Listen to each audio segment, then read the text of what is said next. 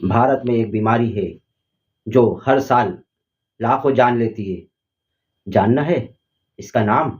तो इस वीडियो को अंत तक देखें। भारत में हर साल लाखों लोग इस बीमारी से पीड़ित होते हैं जो न सिर्फ शरीर को बल्कि सामाजिक और आर्थिक स्थिति को भी प्रभावित करती है।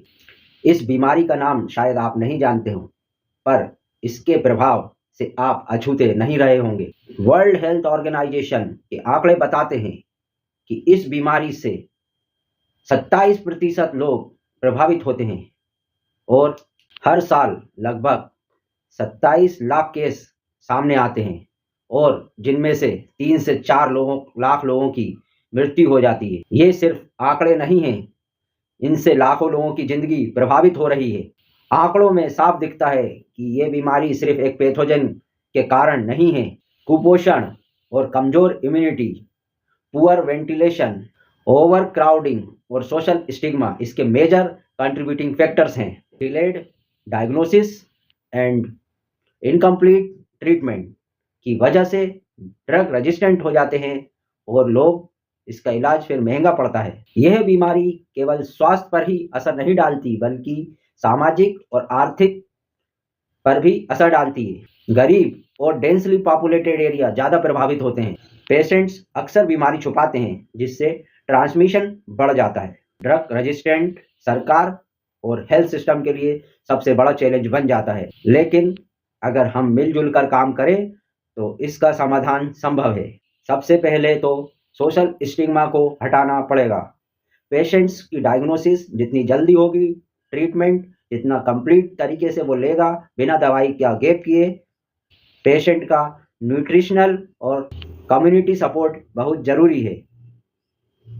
पेशेंट का ट्रीटमेंट कंप्लीट कराने के लिए उसको सोशल स्टिग्मा से बाहर निकालना पड़ेगा। तो आखिर ये बीमारी है कौन सी? इसका नाम क्या है? इसका नाम है टीबी, जो कि ट्यूबरकुलोसिस एक माइकोबैक्टीरियम से होती है। ट्यूबरकुलोसिस एक साइलेंट एपिडेमिक है जो भारत की स्वास्थ्य समस्याओं में सबसे बढ़ चढ़कर आगे आती है। सरकार का लक्ष्य 2025 तक इस बीमारी को जड़ से उखाड़ फेंकना था, जो लगभग समाप्ति की ओर ही है। लेकिन आज भी हमें सजग रहना और सरकार का साथ देना जरूरी है। आंकड़े बताते हैं कि ये बीमारी कुपोषण से जुड़ी हुई है। जो व्यक्ति कमजोर और कुपोषित हैं उनमें लेटेंट टीबी को एक्टिव टीबी में बदलना बहुत आसान हो जाता है। ओवर क्राउडिंग और पुअर वेंटिलेशन वाली जगहें जैसे झुग्गी बस्तियां, जेल, छात्रावास या एक ट्रेन का डब्बा जो पूरी तरह से पैसेंजर से खचाखच भरा हुआ हो, इस बीमारी को फैलाने में मदद करता है। इस बीमारी को छुआछूत की बीमारी मानकर जब व्यक्ति बीमार होता है तो वह इसे छुपाता है, जो एक सोशल स्टिग्मा बन जाता है उसके लिए। और डायग्नोसिस बहुत लेट होता है और बीमारी अपनी स्टेजेस बढ़ा लेती है, जिसकी वजह से उसको क्योर करना मुश्किल हो जाता है। कभी कभी मरीज अपनी लापरवाही से दवाई का पूरा कोर्स नहीं लेता और ट्रीटमेंट को बीच में ही छोड़ देता है, जिससे ड्रग रेजिस्टेंट केस बढ़ते जाते हैं। WHO के डाटा के अनुसार भारत में ड्रग रेजिस्टेंट केस विश्व में सर्वाधिक हैं। जब केस ड्रग रेजिस्टेंट हो जाता है तो ट्रीटमेंट का जो प्रोसेस है वो लंबा चलता है। ड्रग्स बहुत ज़्यादा टॉक्सिक्स हो जाती हैं और महंगी भी होती हैं, जिसकी वजह से ट्रीटमेंट करना बड़ा मुश्किल हो जाता है।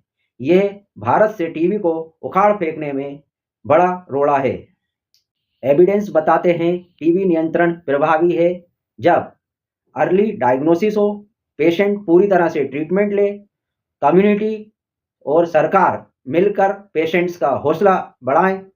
इसके लिए सरकार बहुत सारी योजनाएं भी चला रही है और प्रोत्साहन राशि भी दी जाती है। भारत टीबी से मुक्त होगा अगर हम संकल्प लेते हैं कि जितने भी टीबी के मरीज हमारे आस पड़ोस में हैं उनका हम पूर्ण इलाज करवाएंगे, उनको प्रोत्साहित करेंगे और उनको सोशल स्टिग्मा से दूर रखेंगे।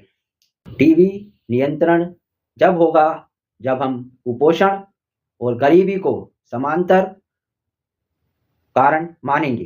केवल लक्ष्य घोषित करना ही पर्याप्त नहीं है। टीबी की जंग हमें जीतनी है तो संकल्प लेना पड़ेगा। यह पब्लिक हेल्थ सिस्टम की परीक्षा है। जब नीति, विज्ञान और समाज तीनों एक साथ काम करेंगे, भारत टीबी मुक्त होगा। वीडियो में बने रहने के लिए धन्यवाद। आपका दिन शुभ हो।